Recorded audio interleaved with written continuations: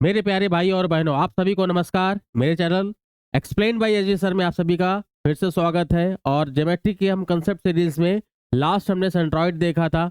आज हम इन सेंटर यानी अंतः केंद्र को देखेंगे। ठीक है, तो ये भी एक इंपॉर्टेंट पार्ट है ज्योमेट्री का। इस पे भी क्वेश्चंस एंगल बेस्ड या लेंथ बेस्ड आते ही रहते हैं। आज हम देखेंगे, कंसेप्ट को ज्यादा देखेंगे, क्वेश्चंस की प्रैक्टिस आप लोग ज्यादा करना। क्लियर? चलिए देखते हैं क्या है। सबसे पहली चीज कि इन सेंटर है क्या। In center is the point of intersection of the angle bisectors of the three angles। अब ट्रायंगल के अंदर तो तीन ही एंगल होते हैं, ये तीनों एंगल का जो बाइसेक्टर पॉइंट जहां पे मीट करेगा, तीनों एंगल के एंगल बाइसेक्टर यानी दो जो एंगल का यानी कोण का समद्विभाजक है, जो कोणों का समद्विभाजक है वो एक सिंगल लाइन पे मीट करेगा, सिंगल पॉइंट पे मीट करेगा, उसको बोलते हो इन सेंटर। ठीक है, ये सबसे बेसिक डेफिनेशन। एक पॉइंट और, जैसे सेंट्रॉइड किसी भी प्रकार के त्रिभुज में अंदर ही मिलेगा, तो इसका तो नाम में ही कह रहा है कि अंतः केंद्र। अंतः यानी आंतरिक कोई बिंदु है, तो अंतः केंद्र भी किसी प्रकार के त्रिभुज में, acute, obtuse, right angle, equilateral, isosceles, ठीक है, स्केलेन, किसी भी ट्रायंगल में आप देखोगे अंदर ही मिलेगा, ये बाहर या भुजाओं पे नहीं मिलेगा। ठीक, क्लियर है? तो ये दो चीजें, एक तो पोजीशन हमेशा ट्रायंगल के अंदर ही होगा, दूसरी चीज आपका जो इसका ये क्या डेफिनेशन है कि एंगल बाइसेक्टर्स का मीटिंग पॉइंट है। चलो आप इसके कुछ रिजल्ट्स को या इसके कुछ थ्योरम्स को देखते हैं, क्या हम रिजल्ट्स को अप्लाई करते हैं। बहुत सिंपल सिंपल कुछ रिजल्ट्स हैं, जरा देखते हैं। ठीक है, ध्यान से देखेंगे। चलो सबसे पहली चीज, एक बढ़िया सा ट्रायंगल बना लेते हैं ताकि आपको समझ में पूरा आता जाए। ठीक है, अब आपको ये क्लियर हो गया कि ये जो है एंगल बाइसेक्टर्स का ही मीटिंग पॉइंट है। तो एक एंगल बाइसेक्टर यहाँ पे बना दिया, एक यहाँ बना दिया, एक यहाँ बना दिया। ठीक है, ये जो पॉइंट है आपका, ये क्या है, आपने आई यानी आई से डिनोट करते हो, आई इन सेंटर। इस ट्रायंगल को मान लिया ए बी सी। ध्यान से समझना, मैं सारे स्टैंडर्ड रिजल्ट्स जो आपके एग्जाम में जरूरी हैं वो बता देता हूँ। कुछ बेसिक क्वेश्चंस देख लेंगे, बाकी आप क्वेश्चंस की सीरीज कहीं से उठाओगे कर लोगे। ठीक है, कुछ क्वेश्चंस जैसे होते हैं जो सर्कम सेंटर और इन सेंटर मिला के बनते हैं, या और सेंटर्स के क्वेश्चंस को मिला के बनते हैं, वो अलग आगे देख सकते हैं। तो जरा एक चीज देखो, अब मेन मेन प्रॉपर्टीज क्या है जरा देखो। हमेशा इन सेंटर जो होता है वो भुजाओं से बराबर दूरी पर होता है। इसका मतलब क्या है, इन सेंटर भुजाओं से बराबर दूरी पर है। इन सेंटर तो एक पॉइंट है और भुजाएं तो एक लाइन है। कोई भी लाइन और पॉइंट की जो डिस्टेंस की बात करोगे तो हमेशा परपेंडिकुलर डिस्टेंस की ही बात करोगे। वैसे तो ये भी दूरी नहीं, एक निश्चित दूरी क्या होगी, परपेंडिकुलर। कहा जाता है कि incentre is always equidistant from the sides of the triangle. ठीक है, वही सर्कम सेंटर में जाते हो तो वर्टिसेस से होता है। तो अगर ये एक पॉइंट है, ये एक लाइन है, तो यानी एक चीज ध्यान रखना कि यहाँ पे कोई एक परपेंडिकुलर लेंथ होगी, परपेंडिकुलर लेंथ होगी, वो जो होगी तीनों साइड से वो बराबर होगी। क्लियर है? हाँ, तो आपको लग गया कि ये लेंथ जो है वो बराबर होगी। इसी को कहते हो आप इन रेडियस। आई आर मतलब इन रेडियस, इन रेडियस या अंतः त्रिज्या, अंतः त्रिज्या। ठीक है, ध्यान से समझना, ये भी आई आर, ये भी आई आर, ये भी आई आर। त्रिज्या, अब त्रिज्या की बात कर रहे हैं तो कोई वृत्त भी बन रहा होगा, कोई सर्कल भी ड्रॉ हो रहा होगा, तो सर्कल भी जरा देखो। अब अगर सर्कल बन रहा है तो उसको ही आप अंतः वृत्त बोल देते हो। ठीक है, अब ये बाहर निकल गया। अब चलो मैं इसको ऐसा करता हूं, क्योंकि पॉइंट हमने वैसे लिया है तो अपने हाथ से ही वृत्त बना देते हैं, ज्योमेट्रिक का उधर से यूज कम करते। तो ये जो वृत्त बनना है या सर्कल बनना है, इसको बोलते हो अंतः वृत्त, अंतः वृत्त या इन सर्कल। तो दूसरी चीज निकल के आई, ये तो आपके एंगल बाइसेक्टर थे, मान लीजिए ये अल्फा तो ये भी अल्फा, ये बीटा तो ये भी बीटा, तीसरा भी एंगल बाइसेक्टर बराबर ही रहा होगा, तीनों का मीटिंग पॉइंट इन सेंटर हो गया। और इन सेंटर तीनों भुजाओं से बराबर दूरी पर होता है, तो ये पॉइंट है, ये एक भुजाएं लाइन है, तो परपेंडिकुलर डिस्टेंस ही होगा। ठीक है, और आप ये भी देख रहे हो कि सर्कल अगर है ये तो भुजाएं इसके लिए टेंजेंट की तरह वर्क करेंगे, टेंजेंट की तरह वर्क करेंगे तो ये सारी भुजाएं, ये जो ये आपके टेंजेंट्स होती हैं वो बराबर होती हैं। चलो पहले थोड़ा थोड़ा समझते जाते। तो ये जो पॉइंट और लाइन यानी जो इन सेंटर है और भुजाओं से बराबर दूरी वो अंतः त्रिज्या कहलाती है। और उन त्रिज्याओं को मिला के जो वृत्त होता है, वृत्त तीनों भुजाओं को आंतरिक रूप से टच करता है। भुजाएं उनके लिए उस वृत्त पर टेंजेंट की तरह वर्क करती हैं, ये टेंजेंट की तरह वर्क करेंगी किस पे, सर्कल पे। ठीक है, तो ये कुछ बेसिक डेफिनेशन हो गई। क्या पहली चीज कि अंतः केंद्र मिलता कैसे है। अंतः केंद्र त्रिभुज के तीनों आंतरिक कोणों के समद्विभाजकों का मिलान बिंदु है। Incentre is the meeting point of the internal angle bisectors. ठीक है, इन सेंटर जो होता है वो भुजाओं से बराबर दूरी पर होता है, तीनों भुजाओं से। Incentre is equal distance from the sides of the triangle. उसी डिस्टेंस को इन रेडियस बोलते हो, अंतः त्रिज्या बोलते हो। फिर सर्कल बनता है, सर्कल तीनों भुजाओं को आंतरिक रूप से टच करता है। सर्कल पे जो भुजाएं होती हैं वो टेंजेंट की तरह वर्क करती हैं, तो टेंजेंट वाली प्रॉपर्टीज लगाते हो आगे आप चल के। ठीक है, तो ये कुछ बेसिक रिजल्ट्स आपने देखे। इसके आगे जरा देखो, अब इसी पे आगे जरा हम देखते हैं। इसी पे अगर इसमें हम कुछ साइड्स को लिखें, सारे रिजल्ट्स देखते हुए चलते हैं, क्यों परेशान। ए के सामने वाला मान लिया ये ए भुजा है, ये बी के सामने वाली बी भुजा है, सी के सामने वाली आपकी सी भुजा है, कोई बात नहीं। तो त्रिभुज का जो क्षेत्रफल होगा, त्रिभुज का जो क्षेत्रफल, क्षेत्रफल of triangle A B C, आप कह सकते हो ये वाला सेगमेंट, ये वाला ट्रायंगल, ये वाला ट्रायंगल और तीसरा ये ट्रायंगल, तीनों ट्रायंगल का समेशन होगा। और समेशन कैसे लिख सकते हो, कैसे लिख दो, triangle B I C plus triangle A I C plus triangle A I B. अब एरिया कैसे निकालो, किसी भी ट्रायंगल का एरिया तो half base into height. Base सभी के लिए क्या है, उनकी साइड्स हो गई हैं ट्रायंगल के लिए, और हाइट सभी के लिए रेडियस, इन रेडियस हो जाएगी। तो आप सीधे क्या लिख सकते हो, हाफ सभी की हाइट तो बराबर है इन रेडियस, बेस सभी के लिए साइड हो गए, तो हमने समेशन लिख दिया। तो ट्रायंगल का एरिया दिस, इसको हाफ ए प्लस एस बोलते हो ना, half of A plus B plus C, इसको सेमी पेरीमीटर या क्या कहते हो, अर्ध परिमाप कह सकते हो त्रिभुज का। तो आप यहाँ पे क्या इसको एस लिखते हो ना, तो इसको हमने एस लिख दिया। तो delta is equal to I R into S, या I R is equal to delta by S भी लिख देते हो। तो इससे आपको डायरेक्टली क्वेश्चंस मिलते हैं। अभी हम एरिया रिलेटेड, साइड, फिर एंगल रिलेटेड जो क्वेश्चंस आते रहते हैं, जो आएंगे ही आएंगे।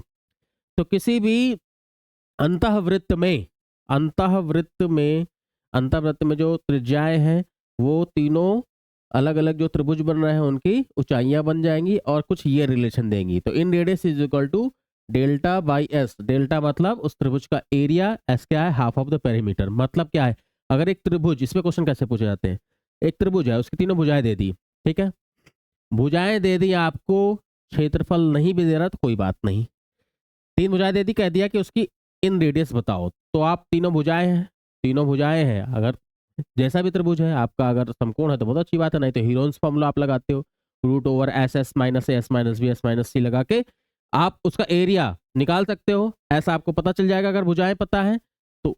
इन रेडियस पूछ लेता है कभी कभी।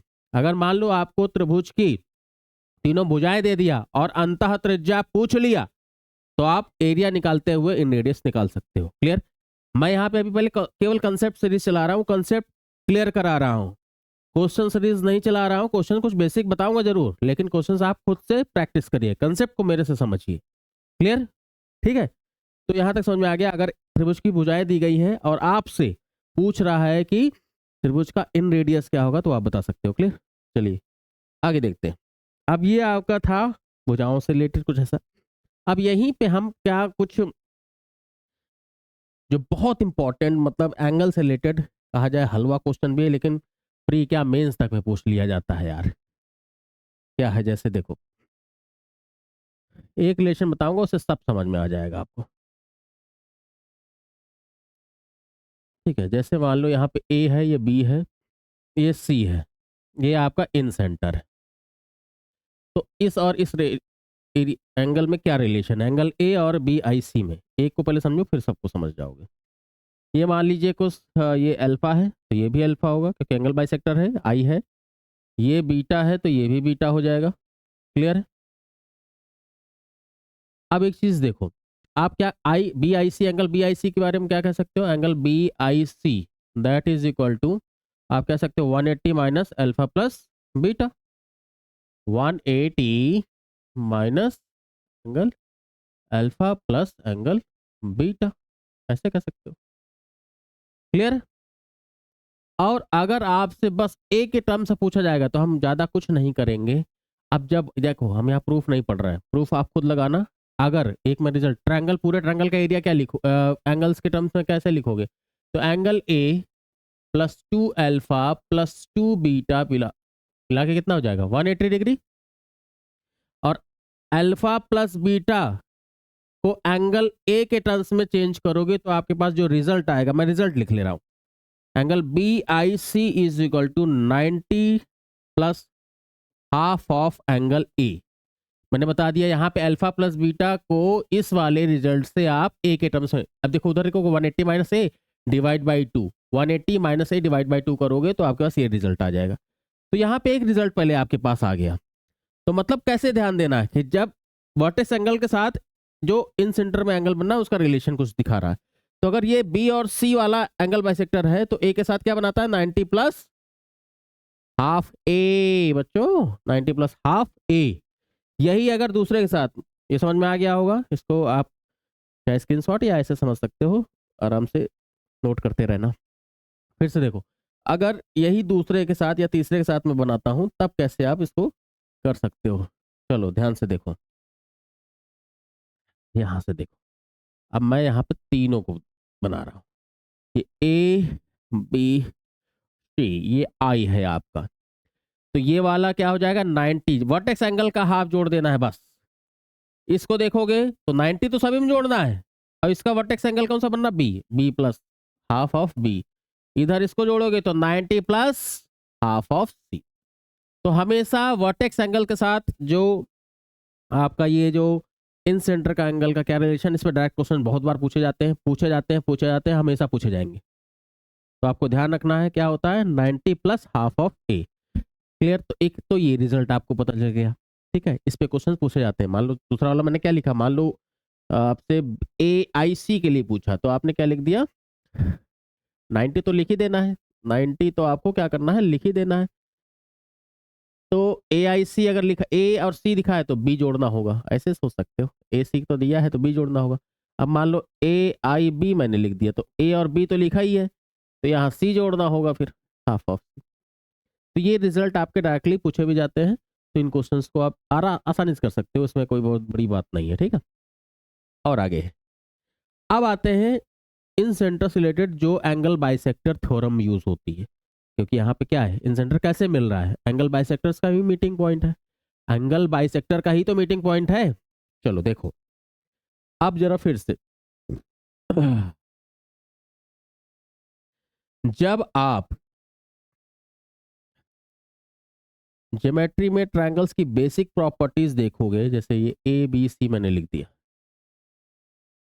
बेसिक प्रॉपर्टीज में आप जाओगे जब, तो आपको क्या मिलेगा? मान लो ये साइड की लेंथ मैंने सी मानी, कैपिटल सी के सामने स्मॉल सी मान लिया, जैसा आपका मन हो वैसे मान सकते हो, और ये वाली ए है। ठीक है, तो बेसिक प्रोपोर्शनैलिटी थ्योरम के मतलब सर्वांगसम वाली जो आपकी थ्योरम होती है, आप उसमें क्या देखोगे कि कैसे सॉल्व करते हैं। अगर मैं बेसिक बताऊं ना तो क्या करोगे आप, जैसे ये आपका है तो इसी के पैरेलल एक लाइन और ड्रॉ करते हैं। आप प्रूफ में जाओगे तो एक पैरेलल लाइन, तो ये दोनों पैरेलल हो जाएंगी। फिर हम प्रूफ, इस ट्रायंगल को मतलब ये मान लो डी मान लिया, तो ए बी डी, और ट्रायंगल ऊपर कुछ मान लो एक्स मान लिया, तो एक्स बी सी को हम सिमिलर प्रूफ करते हुए हम निकालते हैं इस थ्योरम को। ये थ्योरम क्या बताती है, रिजल्ट क्या बताती है? जैसे ये आपकी साइड है तो A B upon A C, A B के पास कितना था इधर बी डी, डिवाइड बाई इधर क्या आ जाएगा? D C. इसका प्रूफ कहीं और से नहीं है, आप बेसिक जो आप थ्योरम्स देखते हो वहीं से आ जाता है, प्रोपोर्शनलिटी थ्योरम से। इसके इस क्या नाम है, ये एंगल बाइसेक्टर के पैरेलल एक लाइन ड्रॉ करते हैं हम, उसको एक्सटेंड करते हुए उसको प्रूफ करते हैं। ठीक, तो यहाँ पे प्रूफ की हमें जरूरत नहीं, रिजल्ट्स की जरूरत है। तो मतलब क्या कह रहा है कि अगर आपके पास ये दो साइड्स पता है तो आपको ये दोनों आप बता सकते हो इन दोनों की लेंथ क्या है। ठीक है, आगे देखेंगे कि हम एंगल बाइसेक्टर की भी लेंथ निकाल लेते हैं, वो भी आसानी से आ जाता है, कोई बहुत बड़ी बात नहीं है। तो यहाँ पे जरा एक चीज देखते हैं, मैं कलर चेंज करता हूँ बच्चों। जैसे ध्यान से देखो, अगर मैं कहूं कि 10 को 2:3 में विभाजित करो, 10 को 2:3 में विभाजित करो, तो दो वाली में आप क्या कहोगे? 10 का 2 भाग कुल में 5 भाग में से। दूसरा क्या कहोगे? 10 का 3 भाग 5 भागों में से, ऐसे कहोगे ना। ये अगर मान लो कहा है कि 10 रुपए को 2:3 के भाग में विभाजित करो, ये कहोगे ना। क्लियर? वही चीज यहाँ जैसे देखो, कुछ जो सीधे बहुत नहीं कि आप सारी प्रॉपर्टीज अप्लाई करते जा रहे हो, देन थोड़ा बेसिक मैथ भी यूज करो, तो ऐसे कर सकते हो। अब यहाँ पे हम क्या यूज करने जा रहे हैं, जरा ध्यान से देखना। हाँ, जैसे A B by A C, A B और ए सी, यहाँ पे ए बी और ए सी क्या था? सी और बी। तो यानी आप कह सकते हो बी डी और डी सी, जो भी लेंथ होगी बी डी और डी सी, ए का सी बाई बी पार्ट में डिवाइड कर दोगे। अब यहाँ ए वही 10 का वर्क कर रही है, और ये किस पार्ट में है? सी इज टू बी के पार्ट में डिवाइड कर रहे हो, किसको? ए के टर्म्स में। तो बी डी के लिए आप क्या लिख सकते हो? बी डी के लिए क्या लिख सकते हो मेरे दोस्तों?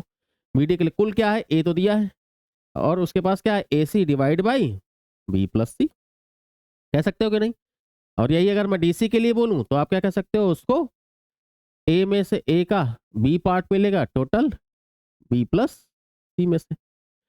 तो ऐसे आप डायरेक्टली अप्लाई कर सकते हो इन सबको अप्लाई करने बगैर। मान लो ये लेंथ आपको पता है, ये लेंथ आपको पता है, ये तीनों लेंथ पता है, मतलब एक ट्रायंगल है। एक ट्रायंगल मैं अभी लेता हूँ, फिर से देखो, एक ट्रायंगल लेता हूँ, उसमें तीनों को लेंथ के बाद मैं कहता हूँ कि जो लाइन एंगल बाइसेक्टर है वो अगले जो साइड्स को उसकी लेंथ किस रेशियो में, रेशियो तो पता चल जाएगा, और किस लेंथ में डिवाइड कर रहा है वो देखते हैं। जरा एक बढ़िया सा एग्जांपल लेते हैं, जरा देखो। एक राइट एंगल, ताकि आपको और मजा आएगा, ताकि थोड़ा इजी लगे, टफ ना लगे। डेटा तो कोई भी ले सकते हैं, कहीं नेगेटिव ना आए इसलिए चक्कर में। मान लो इसको हमने 5 ले लिया, इसको 5 ले लिया, तो 12 ले लिया, तो 13 ले लिया।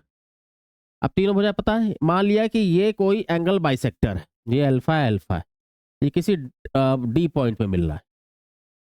अब ये ए बी सी है। अब मान लीजिए कह दिया एडी का लेंथ बताओ, एंगल बाइसेक्टर है यहाँ पे, एंगल बाइसेक्टर है, एडी का लेंथ पूछ रहा है।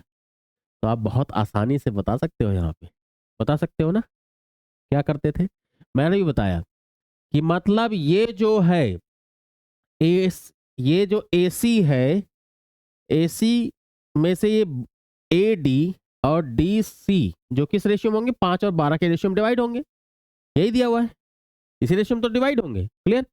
तो कैसे सीधे डिवाइड कर दोगे? AD का लेंथ पूछा है, तो आप देखो 13 को विभाजित करना है किस भाग में? तो इसको 5 मिलेगा आउट ऑफ 17 में, तो 13 5 65/17 भाग या सेंटीमीटर जो भी होगा वो AD का लेंथ हो जाएगा। क्लियर? तो यहाँ पे सेकेंड टाइप के क्वेश्चन, इसमें आपको लेंथ वाइज क्वेश्चंस कुछ पूछे जा सकते हैं, तो सिंपल आपने ये समझ लिया। मुझे नहीं लगता कि इसमें कोई बहुत बड़ी प्रॉब्लम रही होगी या नहीं समझ में आया होगा। क्लियर है?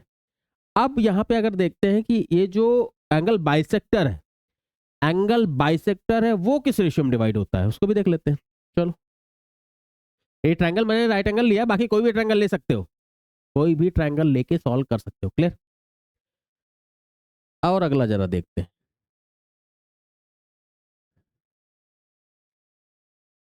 ट्रायंगल ठीक है, छोटा तो नहीं लग रहा है, कोई बात नहीं, छोटा बड़ा क्या समझ में आना चाहिए। ये जरा देखो, अब यहाँ पे मान लो ये ABCD, ये कुछ आई है, ये आई है। अब मैं आपसे कह रहा हूं कि AI और AD, मतलब ये बाइसेक्टर की लेंथ मान लो पूछ लो, तीनों मान लो आपको तीनों भुजाओं की लेंथ पता है। ये आपका क्या है? C है, ये आपका B है, ये आपका A है। आप कह दिया बताओ AI का लेंथ बताओ, आई इज इन सेंटर। तो जैसे आपने सेंट्रॉइड में देखा कि सेंटर ऑफ ग्रेविटी तो अलग चीज हो गई, सेंट्रॉइड क्या करता था? मीडियन को 2:1 के रेशियो में डिवाइड करता था। वहां तो जब मीडियन की लेंथ होगी उसके अकॉर्डिंग ही आप निकाल सकते थे। यहाँ साइड की लेंथ है तो कैसे निकाल सकते हो, जरा देखते हैं। या मीडियन की लेंथ दी है तो हम कैसे निकाल सकते हैं, ठीक है। मीडियन नहीं, यहाँ पे एंगल बाइसेक्टर की अगर लेंथ है तो जरा सबसे पहले ये पता चले कि ए आई और आई डी किस रेशियो में डिवाइड होंगे। तो सबसे पहले कुछ हम बनाते हैं। ये आप डिवाइड, ये इसमें मिलाओगे तो मान लेते हैं ये अल्फा है तो ये भी अल्फा होगा, होगा कि नहीं होगा? क्लियर है? आप ध्यान से देखो, रिजल्ट तो हम देखेंगे ही। सबसे पहले ये समझ लें कि कैसे ये बन रहा है। इस ट्रायंगल के लिए, इस ट्रायंगल एंगल ए मतलब ट्रायंगल ए बी डी में ये जो बी आई है वो उसका एंगल बाइसेक्टर है, यानी इस पे भी अप्लाई कर सकते हो, इस पे भी अप्लाई कर सकते हो। और इस ट्रायंगल के लिए एबीसी के लिए एडी आपका क्या है? एडी क्या है? एंगल बाइसेक्टर है। अब एक चीज मैं पहले रिजल्ट लिख देता हूं। A I divide by I D क्या होता है? ए आई सीधे जो आपकी ऊपर वाली भुजा है, बड़ी भुजा दिख रही है ना ऊपर, तो सी प्लस बी और डिवाइड बाई आई डी नीचे वाले को उस रेशियो में, ऐसा नहीं कि आप मान लो 5 6 7 दे दिया तो सम करके लिख दिया, नहीं, उस रेशियो में डिवाइड कर रहा है और कहीं और से नहीं आता है। फिर से मैं कहूंगा, इस पार्ट को आप क्या लिख सकते हो? ए आई को अगर थोड़ा सा मैं समझाऊं, रिजल्ट तो ये याद रखना है, भी क्वेश्चन में एक दो करा देता हूं ताकि और क्लियर हो जाए। मतलब ए आई को आप क्या लिख सकते हो? अगर इस ट्रायंगल में ए बी डी में बी आई क्या है? एंगल बाइसेक्टर है। तो इस पार्ट को कैसे आप लिख सकते हो? ये सी रेशियो में करेगा, इधर क्या करेगा? सी रेशियो में करेगा कि नहीं? यहां तक क्लियर हो रहा है कि नहीं? और यहां पे इसको क्या लिख सकते थे? ये कितना पार्ट था? ये आपका सी अपॉन टोटल, टोटल ए था, ए सी अपॉन बी प्लस सी, ये पार्ट क्लियर। ये अगर दो ये है तो ए आई अपॉन, देखो अब देखो समझो, ये जो हमने लिखा है पिछले पार्ट्स को लेकर लिखा है, कुछ अलग नहीं लिखा। तो इसके लिए डायरेक्टली आप ऐसे लिखते हैं ना कि ए आई है तो इसके लिए सी अपॉन आई डी के लिए क्या लिखोगे? ए सी अपॉन बी प्लस सी या सी प्लस बी। तो ये कैंसिल आ जाएगा, ये ऊपर आ जाएगा, तो बी प्लस सी अपॉन ए रह जाएगा। कहीं और से नहीं है, हमने दो ट्रायंगल्स पे वही एंगल बाइसेक्टर थ्योरम को अप्लाई कर दिया है बस, और कुछ नहीं किया है। इसका एग्जाम्पल एक छोटा सा लेते हैं ताकि और क्लियर होगा आपको। मुझे लगता है कि और थोड़ा सा क्लियर हो जाएगा कोई भी। अब देखो साइड्स में भी डिफरेंट, मतलब मैं हो सकता है वास्तविकता के अनुरूप ना ले पाऊँ, कुछ अलग ऐसी भुजाएं ले लो जो ट्रायंगल पे ना होती हो, लेकिन क्वेश्चन को समझने की कोशिश करना, ठीक है। जैसे मैं क्या कहना चाहता हूँ, ये मान लो ये 5 6 7 है, मान लेते हैं ये डी है, ये एंगल बाइसेक्टर लाइन है, और ए बी सी, समझना बात को, ए बी सी में ए डी की लेंथ ये 5 6 7 है, 5 6 7 है। ए डी की लेंथ मान लो आपके पास दे दी है, ए डी की लेंथ मान लो कह दिया कि कुछ 4.5 सेंटीमीटर या 5.5 सेंटीमीटर दे दिया, ठीक, कुछ ऐसे दे दिया। अब कह दिया ए आई की लेंथ बताइए, ए आई की लेंथ बताइए, ठीक है। कैसे कर सकते थे? अब यहाँ पे ए आई कैसे डिवाइड होता है? ए आई किस रेशियो में होगा? ये 6 और 5 है तो 11 अनुपात नीचे क्या है? 7। मतलब ए आई अपॉन आई डी किस रेशियो में डिवाइड होगा? 11:7 में। जिन रेशियो का समेशन, ये 5 सेंटीमीटर, ये 6 सेंटीमीटर, ये 7 सेंटीमीटर था, तो ए आई और आई डी किस रेशियो में डिवाइड होगा? 5 + 6 11 और नीचे क्या है? 7, तो 11:7 के रेशियो में। तो ए आई का लेंथ आपको अगर निकालना है तो ये 11 पार्ट होगा आउट ऑफ 18, 11 + 7 करोगे ना, और टोटल लेंथ कितनी है ए डी की? 5। तो ये इसको जो सॉल्व करके आंसर आएगा वही ए आई का लेंथ हो जाएगा। तो यहाँ पे दो चीज हमने सीखी कि एंगल बाइसेक्टर थ्योरम के थ्रू क्या पता चला कि जो एंगल बाइसेक्टर एंगल है वो अपोजिट साइड पे जो एंगल बाइसेक्टर का फुट मिल रहा था वो उसी साइड के रेशियो में डिवाइड करता है। फिर जो एंगल बाइसेक्टर का इन सेंटर है, इन सेंटर उस एंगल बाइसेक्टर को कैसे डिवाइड कर रहा है? साइड्स का समेशन नीचे थर्ड साइड, साइड्स के समेशन, टू साइड्स का समेशन, जिसका एंगल, जो एंगल ज्वाइन जिसको बाइसेक्ट कर रहे हो वो दो लाइन से जो ज्वाइन हो रहा है उसका समेशन, और रेशियो तीसरे साइड का, ठीक है। तो यहाँ तक क्लियर हो रहा होगा, समझ में आ रहा है कि नहीं? कंसेप्ट क्लियर हो रहे होंगे, क्वेश्चन आप और करोगे तो और क्लियर हो जाएगा। एक छोटा सा कंसेप्ट और देखते हैं, जैसे देखो ये भी इंपॉर्टेंट है, टफ नहीं है। मान लो ए बी सी, ए बी सी, मान लो ये ए आई, ये हमने लाइन कोई बना दी, ये डी है, ये आई है।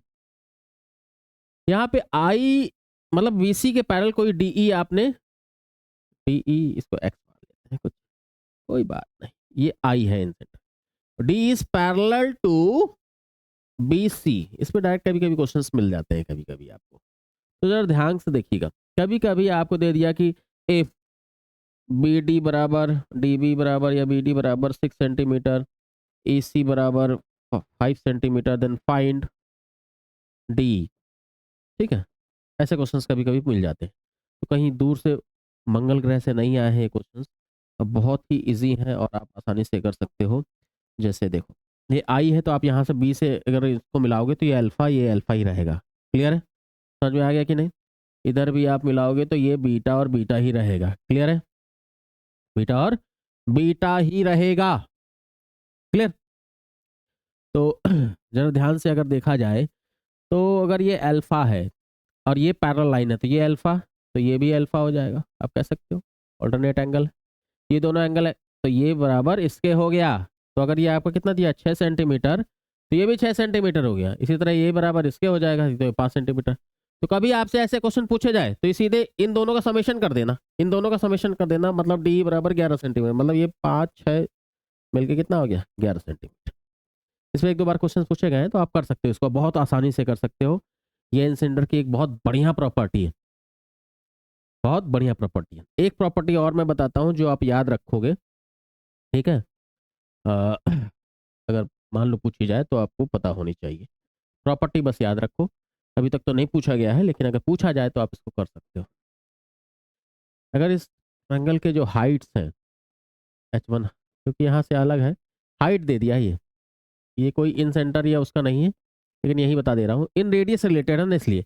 तो 1/in radius, 1/in radius is equal to 1/h1 plus 1/h2 plus 1/h3 आता है। कहीं और से नहीं होता है, वही पैरेलल लाइन ड्रॉ करते हुए हम इसको प्रूफ करते हैं, या बेसिक प्रोपोर्शनलिटी थ्योरम्स को यूज करते हुए कर सकते हो, वो भी एक रूप रिजल्ट। यहाँ पे इन रेडियस का यूज हो रहा था इसलिए मैंने इसको बताया। ये क्या है, इन रेडियस। मान लो कह दिया कि ट्रायंगल्स की तीनों हाइट्स जो है ये है, इस त्रिभुज की आंतरिक त्रिज्या की लंबाई बताओ, आंतरिक त्रिज्या की लंबाई बताओ, तो बता सकते हो। ठीक है, ये हाइट्स है, ये आंतरिक त्रिज्या है। आंतरिक त्रिज्या का आगे बहुत, उससे आंतरिक वृत्त का क्षेत्रफल निकालते हुए बाहर का मेंसुरेशन बहुत बार यूज होता है, तो ऐसे क्वेश्चंस आप बहुत अच्छे से आसानी से सॉल्व कर सकते हो। ठीक है, एक दो देखते हैं कुछ क्वेश्चंस, अगर आपको मजा आएगा।